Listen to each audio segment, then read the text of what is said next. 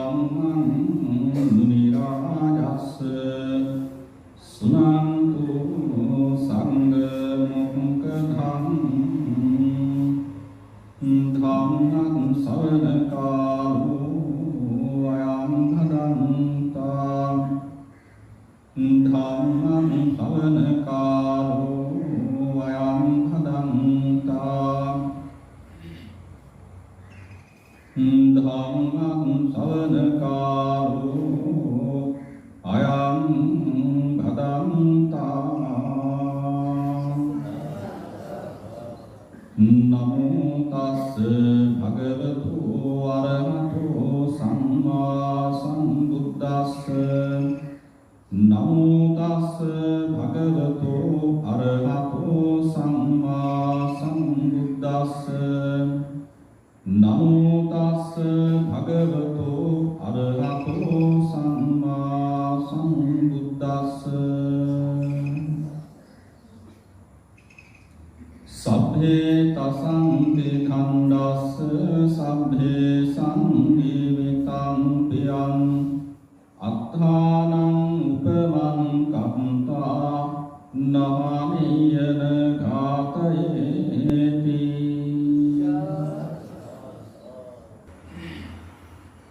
පින්නතුනි බුදුරජාණන් වහන්සේ මජ්ක්‍ධිම නිකායේ මජ්ක්‍ධිම පඤ්ඤාසකේ ගහපති වග්ගයේහි පළවෙනි වග්ගය වන ගහපති වග්ගයේ පස්වෙනි සූත්‍රය වන ජීවක සූත්‍රයේදී පැහැදිලි කරලා දෙනවා මනුෂ්‍යයා හිංසනයෙන් තොරව ජීවත් වන්නේ කොහොමද කියන කාරණා. බුදු පියාණන් වහන්සේ කුමාර බච්ච ජීවක වෛද්‍යවරයා විශේෂයි එතුමාණන් නගපු පැනයක් ආරම්භ කරගෙන තමයි මේ සූත්‍ර දේශනාව දේශනා කරනු ලබන්නේ. අපි හැමෝම දන්නවා මනුෂ්‍යයා තුළ ආහාරයට පවතින රුචිකත්වය කොහොමද කියන්නේ. එක සංස්කෘත ශ්ලෝකයකදී පැහැදිලි කරනවා ආහාර නිද්‍රා බය මෛතුනක් කියලා.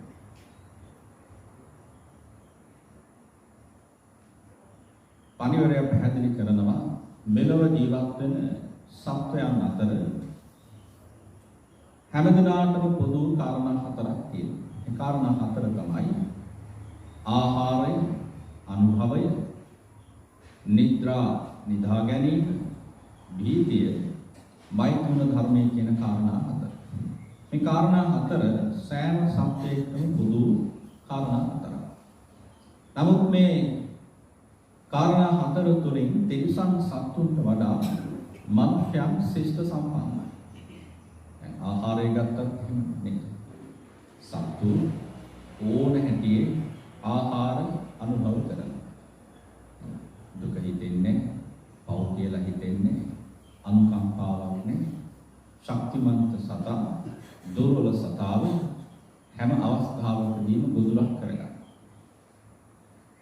ඒ වගේම ඔවුන්ගේ රුචිකත්වය යම් තැනකද ඒ ස්ථානය අදාළ නැහැ අනුභවයේ සිද්ධ කරනවා. මනුෂ්‍ය අපි ගැළපෙන පරිද්දෙන් තමන්ගේ කුසල සරිලන පරිද්දෙන් බොහෝම ප්‍රණීත ලෙස පිළියෙල කරගෙන කැපසරු ආකාරයෙන් තමයි අනුභවයේ සිද්ධ කරන්නේ.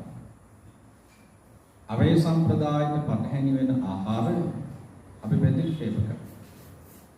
බෞද්ධ පින්නතුන් හැටියට සිංහලයන් හැටියට අපි හැමදෙනෙක්ම පාරම්පරිකව පැවතගෙන එන ආහාර බොහෝ හොඳින් අනුභවයට පත් කරනවා.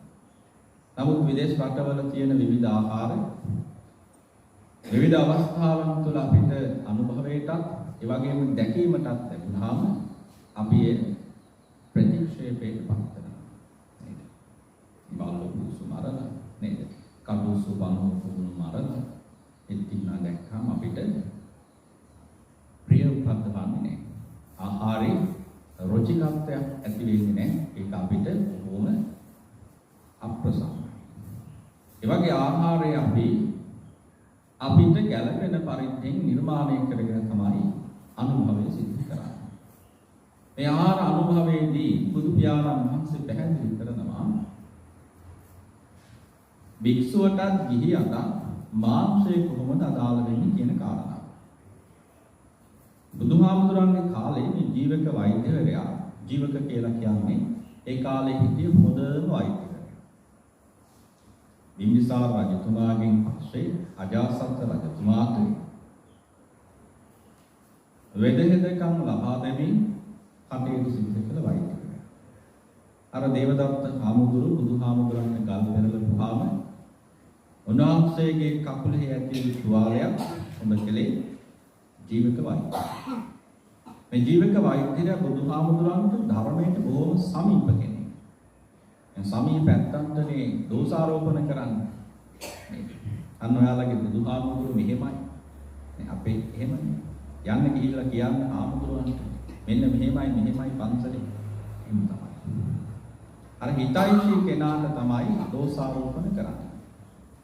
එකක් අරමුණ ඒ හරහා පණිවිඩය යවා ගන්න.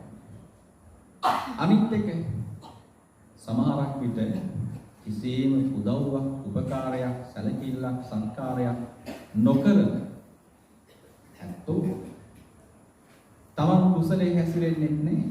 හැසිරෙන කෙනාට අවස්ථාවක් දෙන්නේ නැහැ.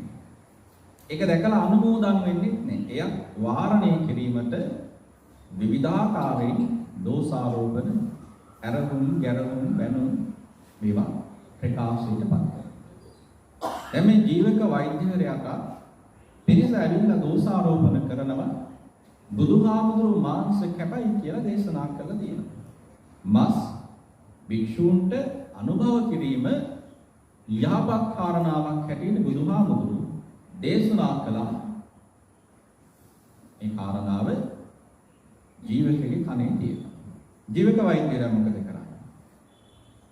ජීවක වෛද්‍යවරයා කාටවත් මේක කියන්නේත් නැහැ, කාගෙන්වත් අහන්නෙත් නැහැ. ජීවක වෛද්‍යවරයා දුවගෙන යනවා බුදුහාමුදුරු හම්බෙන්න. බුදුහාමුදුරු මුණ ගැහිලා බුදුහාමුදුරන්ගෙන් අහනවා ජීවක වෛද්‍යවරයා බුදුහාමුදුරනේ වහන්සේ මෙවැනි දේශනාවක් ඔයයන් තැනක හෝ සිද්ධ කළා. දායකයන්ට මෙහෙම පැහැදිලි කළා. මාංශය කැපයි, මාංශය වැළඳීම ඉතා යහපත්. බුදුහාමුදුර ඒ වෙලාවේදී පැහැදිලි කරන ඒ ඊටාම වැරදි කතාවක්. කවදාකවත් ජීවක මම එහෙම පැහැදිලි කරලා නැහැ. බුදුහාමුදුරුවෝ වහන්සේගේ දර්ශනය තුළදී ශ්‍රාවක සංඝයාට විනය නීති පමුණුවනවා කොහොමද? රජයෙන් තහනම් කරපු මස් මාංශ ආදී කොයි වෙලාවකවත් අනුභව කරන්න එපා. දැන් රජේ එකල දඹදිව රජතුමා තහනම් කරලා තිබුණ දෙයක් තමයි ඒ අලිමැරීම ආදී කොට ඇති විවිධ සත්තු නම් කරලා මරන්න තහනම් කියන. ඒ සත්තු මාංශ වැළඳීම සපුරා තහනම්. උන්වහන්සේ සේකියා ධර්මයන් තුළ පැහැදිලි කරනවා තමන්ට යම් අවස්ථාවකදී රෝගාබාධයකටපත් වුණා. අසනීපයක් ඇති වුණා. බුදුහාමුදුරේ හැම ශික්ෂාපදයක්ම ආරම්භයේදී පැහැදිලි කරන්නේ අගිලානෝවා කියන. ගිලන් නොවන භික්ෂුවක් නම් මේකෙන් වැළකෙන්න. ගිලන් භික්ෂුවක් නම් රෝගාබාධයකින් පෙළෙන භික්ෂුවක් නම් මේ ශික්ෂාපදය උන්වහන්සේට අදාළ වෙන්නේ. වෛද්‍යවරයා යම් හේකින් පැහැදිලි කරනවා උන්වහන්සේට මේ රෝගය සඳහා ගත යුතු ප්‍රතිකාර මේ සත්ව මාංශයෙන් නිර්මාණය කරන බෙහෙතක් කියලා. ඒ අවස්ථාවේදී රෝගයේ සමනයට පත් කර ගන්නට මේ බෙහෙත පාවිච්චි කරන්න පුළුවන්. හැබැයි අනුභවයේ වේවා බෙහෙත් ගැනීම වේවා. මේ කාරණා කොයියම් අවස්ථාවකදී ඔබ ප්‍රාණඝාතය සිද්ධ කිරීම සපුරා තමයි. අනිත් සත්තු මරන්න බෑ. බුදුහාමුදුරේ මෙහෙම මරන්න බෑ කියලා පැහැදිලි කරා. උන්වහන්සේ දේශනා කරන ධම්මපදයේ 10 වෙනි වර්ගයේ දෙවෙනි ගාථාවේදී සබ්බේ තසන්ති දණ්ඩස්ස සබ්බේ සංජීවිතං පියං අත්තානං උපමං කତ୍වා නානේය නඝාතේ. බුදුහාමුදුරුවෝ පැහැදිලි කරන්නේ කිසිම සතෙක්ට කරදරයක් කරන්න එපා. හැම සතෙක්ම ජීවිතයට බොහොම ප්‍රිය කරනවා. ආස කරනවා. ආදරය කරනවා. ඒ නිසා මරන්න උත්සාහ ගන්න එපා. මරණ කෙනෙක්ට අනුබල දෙන්නත් එපා. තලන්ට පෙලන්ට පීඩණයටපත් කරන්න ඔබ ඉදිරිපත් වෙන්න එපා. ඒ වගේම තලන පෙලන පීඩණයටපත් කරන කිසිම කෙනෙක්ට ඔබ අනුබල දෙන්නත් එපා. බුදුහාමුදුරුවෝ එලෙස පැහැදිලි කරන්න හේතු උනේ බුදුහාමුදුරුවෝ ධම්සභා මණ්ඩපයේ ඉන්නකොට බුදුහාමුදුරන්ට ඇහෙන මහා කාලගෝට්ටියක්. බුදුහාමුදුරුවෝ බලනවා කවුද මේ කෑ ගහන්නේ? බුදුහාමුදුරන්ට පේනවා චබ්බක්කී භික්ෂුන් වහන්සේලා එදින වැඩම කරන් යෙදුන දානමක් පමණෝ භික්ෂුන් වහන්සේලාට අල්ලගෙන මුලෝටම ගහනවා. අර හාමුදුරුවෝ ජීවිතේට තියෙන ආදරය නිසා කෑ ගහනවා. ඇයි? වැඩිමල් ඇත්තෝ අපි කියලා චබ්බක්කී හාමුදුරුවලා උන්වහන්සේලාට තියෙන තැන අහිමි වූ තැන අර පිරිස වැඩි යත්තන්ට පහර දීම සිදු කරනවා. ඒ වෙලාවේදී තමයි බුදු පියාණන් වහන්සේ මූලික ගාථාවෙනු ඒ වගේම මේ දෙවන ගාථාවෙනු පැහැදිලි කරලා දේශනා කරන්නේ හැම කෙනෙක්ම ජීවිතයට ප්‍රිය කරනවා, හැම කෙනෙක්ම ආදරය කරනවා, හැම කෙනෙක්ම ජීවත් වෙන්න දවසින් දවස උත්සාහ ගන්නවා. ඒ නිසා ඒ ජීවිතවලට කරදරයක් කරන්නේ. එතකොට උන්වහන්සේ මේ කුමාර වෛද්‍යවරයා, ජීවක වෛද්‍යවරයා කුමාර බක්ෂ අහපු පැනේට මොකක්ද දෙන පිළිතුර? ජීවක වෛද්‍යවරයාට පැහැදිලි කරනවා මම කවදාකවත් සත්තු මරන්න අනුමත කරලා නැහැ. මම කවමදාකවත් සත්තු මැරීම අනුමත නොකරපු ශාස්ත්‍රවරයෙක්. එහෙනම් පිළිගන්නන දේ වැළඳීම කැපද හාමුදුරුවෝ. බුදුහාමුදුරුවෝ කාරණා තුනක් පැහැදිලි කරනවා. ඔබ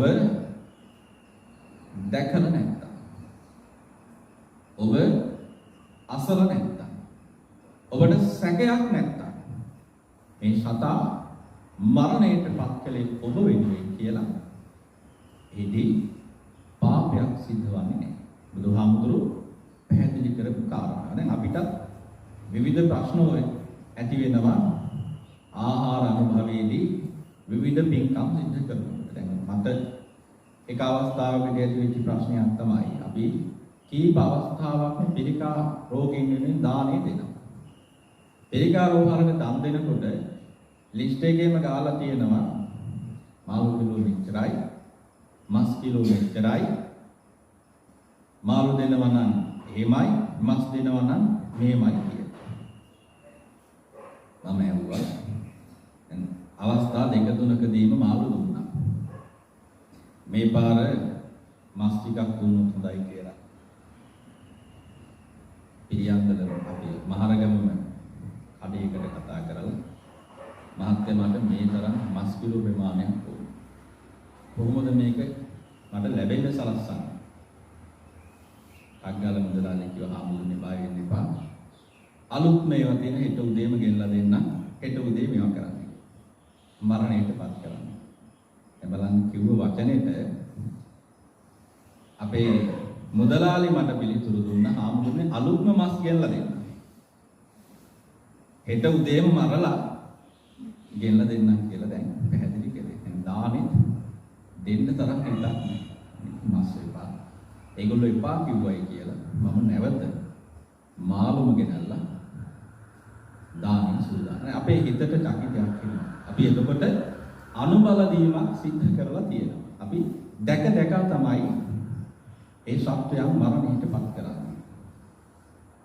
එතකොට අපි දැකලා නැත්නම් ඒ අහලා දකින්න අවස්ථා අපි ඕන තරම් තියෙනවා.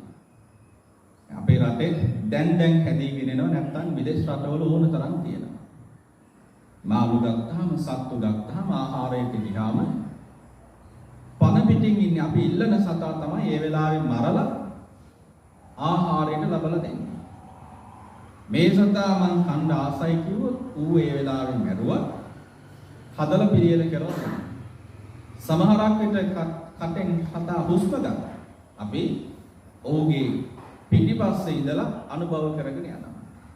සමහරක් විට සතා දඟලනවා. අපි ඔහුගේ මොළය අනුභව කරනවා. මේ විදිහේ ඕනතරම් ඇහැට දැක ප්‍රාණය නිරුද්ධ වෙන බව අනුභව කිරීම මේ සමාධියේ තියෙනවා. ඒකයි මම අර මුලින්ම සඳහන් කළේ අපි ශිෂ්ට සම්පන්නයි තිරිසන් සත්තුන්ට වඩා ආහාරය අපිට ඔවුන්ට සමානුපාතිකයි.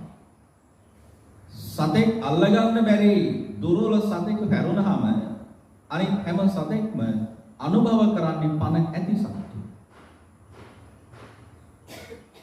සතෙක් අල්ලගන්න බැරි දුර්වල සතෙක් පමණයි මලකුණක් අනුභව කරන්නේ. එතකොට ඊට වඩා හිතන්නට පුළුවන් ඊට වඩා චෛතසික මට්ටමින් දියුණු වෙච්ච මනුෂ්‍ය සත්‍යය එවැනි දෙයක් සිද්ධ කරනවා නම් ඔබට එකතු වෙන අකුසලය මා විශාල අකුසලයක්. බුදුහාමුදුරුවෝ පැහැදිලි කළා. එනිසා ඔබ ප්‍රාණය නිරුද්ධ වෙන බව දැක ආහාරයේ සූදානම් කරන්නටයි පැහැදිලි කළොත් ඒ මහා අකුසල ධර්මයක්. ඒ වගේම ඔබ ප්‍රාණය නිරුද්ධ වෙනවා යන්නට විමසලා අහලා දැක් ඔබ එය සිද්ධ කළොත් එයක් අකුසල ධර්මයක්. ඒ වගේම මේ ආහාරය ඔබට සූදානම් කරලා තින්නේ ඔබ වෙනුවෙන්ම මරණයටපත් කරලායි කියලා සැක හිතුණා. ඒක අපි කොච්චර අනුභව කළා අපිට පස්සේ ඇවිල්ලා සිහිපත් වෙනවා.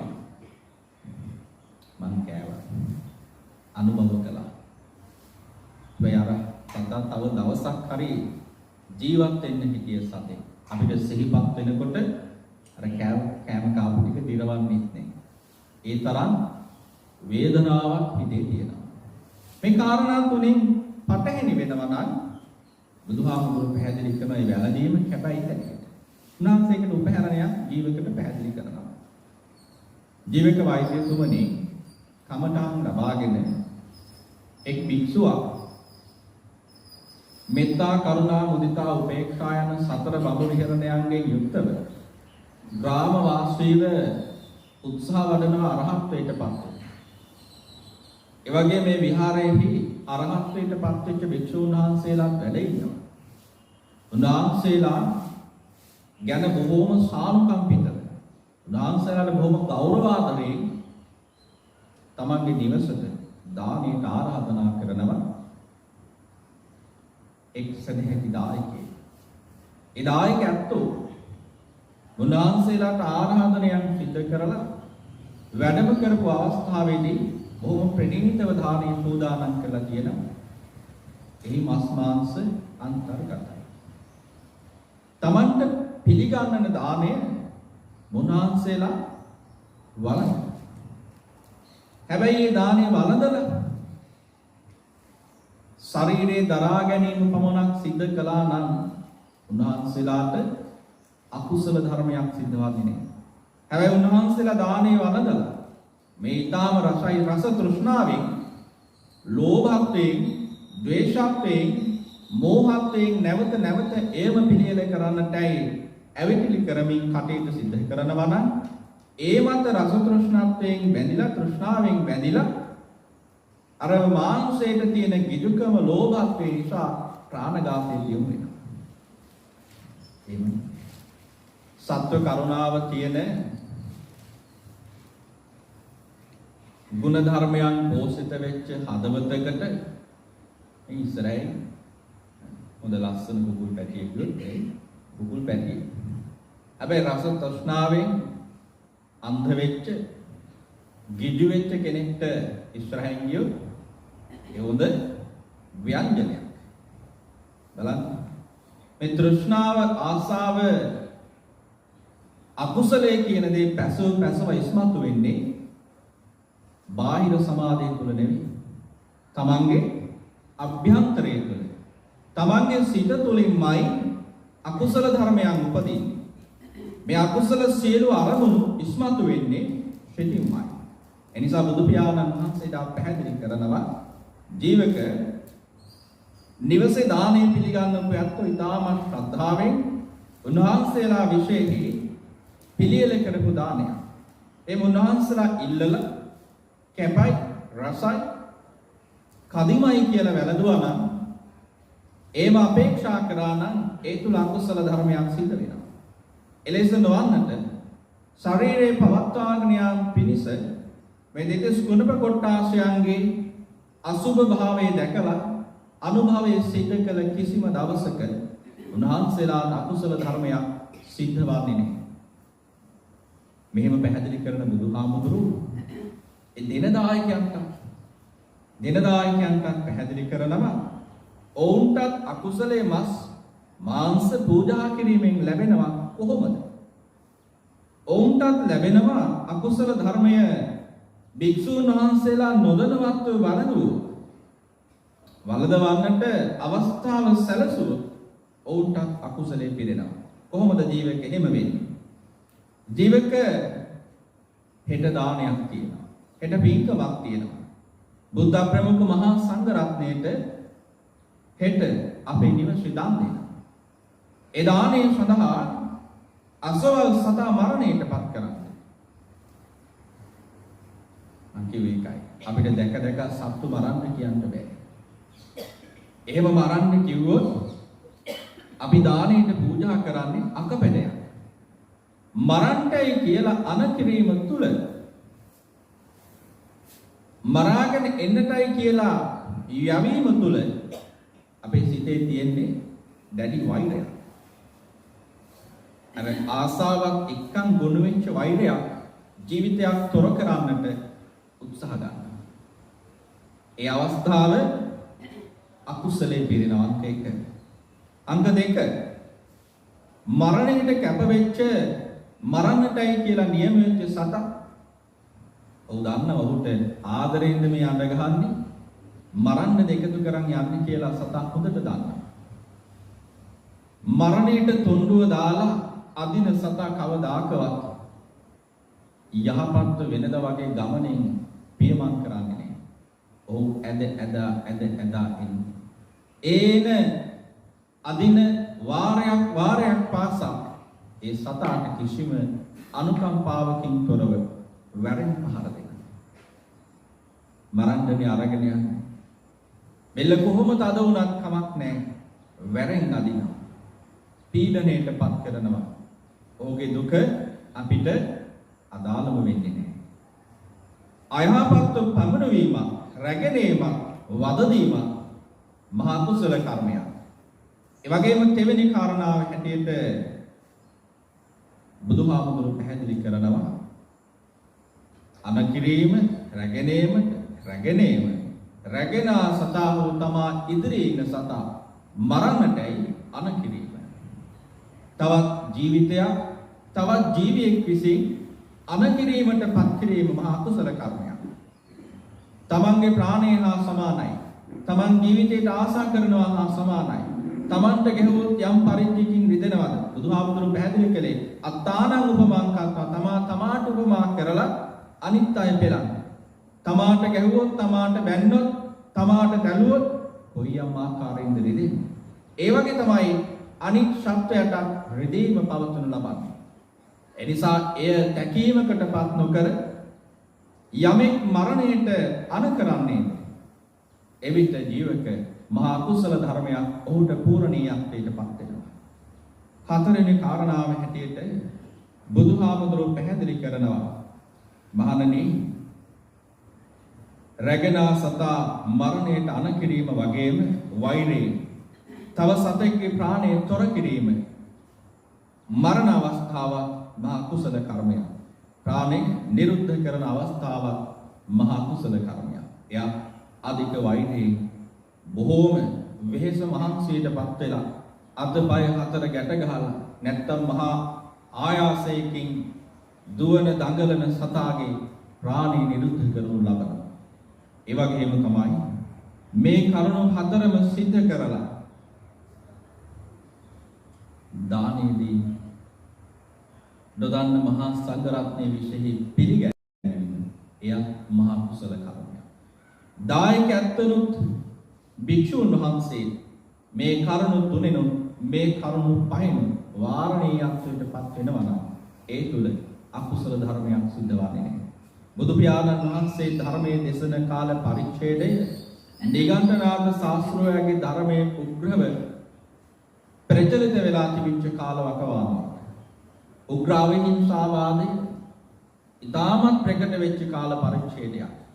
දැන් නිගණ්ඨනාථ ශාස්ත්‍රෝයගෙන් තමයි අපිට දායාදුනේ පෑන් පෙරලා අනුභව කරන්න ඕනේ. වතුර වල ඉන්න පුළුවන් පුංචි පුංචි සත්තු. ඒ නිසා බුදුහාමුදුරන්ගේ කාලේ පාත්‍රයෙන්නේ පෑන් ටික වැළඳුවේ. පාත්‍රයක පෑන් අරගෙන පියනට හරි පාත්‍රයට හරි දාලා තමයි පෑන් ටික වළඳන්නට යෙදුනේ. එතකොට පෙරහන් කඩේ පෑන් ටික පෙරලා තමයි අනුභව කරන්නේ. දැන් අපේ උපාසකම්මලා පෙරහන් කඩ පූජා කිරීම මහා ආනිසංසයක් විදියට දන්නවා. එදා විස්තරේම අදටත් කියනවා. පහුගිය දවසක බලනකොට මම අර දන්ශාලාවේ තියෙන බිල්ඩරේ කරාමේ පෙරහන් කඩයක් ගැට ගහලා. ඒමයි. එකල උග්‍ර අවිහිංසාවාදය මූලික කරගෙන ඒ අත්ෝ නොදැනමෝ ප්‍රාණියෙක් මිය පරලෝ යයි කියලා පෙරහන් කඩෙන් කටයුතු සිදු කළා. නමුත් වර්තමානයේදී අපි ශ්‍රද්ධාවට එහා ගිය ප්‍රඥාවෙන් විමසලා බලනකොට ඒ කටයුතු සිදු කළ යුතු වෙලිතිය යොදාගත යුතු ආධාර කරගත යුතු ආකාර කියන. ඉන් එහාට ගිහිල්ලා අපි සිද්ධ කරනවා නම් ශ්‍රද්ධාව අපි ප්‍රඥාවෙන් ගිලිහිලා ග්‍රහණය කරගත් අවස්ථාවන් තමයි එමුද තිබෙන්නේ. එනිසා බුදුහාමුදුරුවෝ ජීවක වෛද්‍යවරයාට පැහැදිලි කරනවා ජීවක මේ සම්බුද්ධ ශාසනයේ උන්නතිය වෙනුවෙන් භික්ෂුන් වහන්සේලාගේ ගිහියන්ගේ චිරපැවැත්ම වෙනුවෙන් ඔවුන්ගේ නිර්වාණ මාර්ගයට පටහැනි නොවන කිසිම දෙයක් මා දේශනා කරලා නැහැ.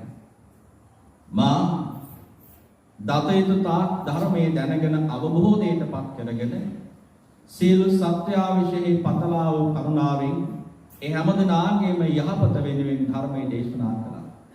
එනිසා ඒ දේශනා කරපු ධර්මයේ තුල කාටවත් රිදීමක් විදවීමට පත් කිරීමේ මාර්ගයක් දේශනා කරලා නැහැ. එනිසා ජීවිත දන් වළඳන හාමුදුරුවන්ට දන් දෙන දායකයන්ට මාංශය අකුසලයක් නොවන ආකාරය මෙන්න මෙලෙසයි සිද්ධවන්නේ කියන ආකාරය උන්වහන්සේ මජ්ක්‍ධිම නිකායේ මජ්ක්‍ධිම පඤ්ඤාසකේ පස්වෙනි වග්ගයේ වෙන ගහපති වග්ගයේහි ජීවක පළවෙනි වග්ගයේ වෙන ගහපති වග්ගයේහි පස්වන සූත්‍රය වෙන ජීවක සූත්‍රයේදී දේශනා කොට වදාළා. එනිසා පින්නතුන් හැමදෙනාම තමන්ගේ ජීවිත තුළ අනුපාඩු වශයෙන් නොදැන හෝ මෙවැනි කටයුතු සිද්ධ වෙනවා නම් ඒ සියල්ල මඟහරවාගෙන මෙලවදී කුසල ධර්මයන් උද්දීපනය කර ගන්නට වෙහෙසෙන්නට ඕන. වර්තමාන සමාජයේ අපිට දකින්නට අසන්නට දැනෙන අපිට සැක සංකා මතුවෙන කරුණු කාරණා මේවා. ඒ නිසා අපි නිවැරදිව අවබෝධයට පත් කරගෙන අපේ ජීවිත මෙලවදීම නිවනින් සංසීම උදා කර ගැනීමට උත්සුක වීමයි යහපත් කාරණාවුන් ලබන්නේ. එනිසා ඒ ධර්ම මාර්ගයේ තුල පිහිටීමට මේ ධර්ම දානමේ පින්කම හැමදෙනාටම පාරමී ධර්මතාවයක්ම වේවායි කියලා සාදු කරනවා. දෙවියන්ට පින් අනුමෝදන් කරමු. ආකාශත්තාදී ගාථාවකි.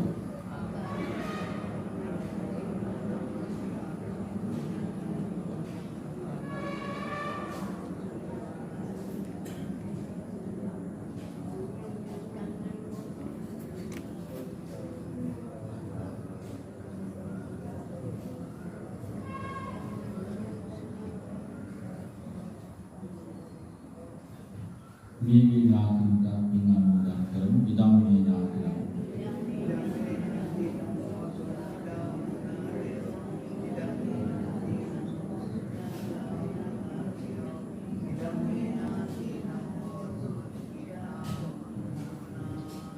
සියලු දෙනාටම තුනුරුවන්ගේ ආශිර්වාදයෙන් උදා වේවායි කියන ප්‍රාර්ථනාවෙන් ආශිර්වාදයෙන් සිද්ධ කරන වන්දනා කරනවා. සම්හි තිලෝ වජ්ජන්තු සබ්බ රෝගෝ විනාශතු මාතේ භවත්තන්තරායෝ සුඛී දීඝායුෝ භව භවතු සබ්බ මංගලං රක්ඛන්තු සබ්බ දේවතා සබ්බ බුද්ධානුභාවේන සබ්බ ධම්මානුභාවේන සබ්බ සංඝානුභාවේන සදා සුක්ති භවන්තු අභිවාදන සීලිස්ස නිච්ඡං වද්ධා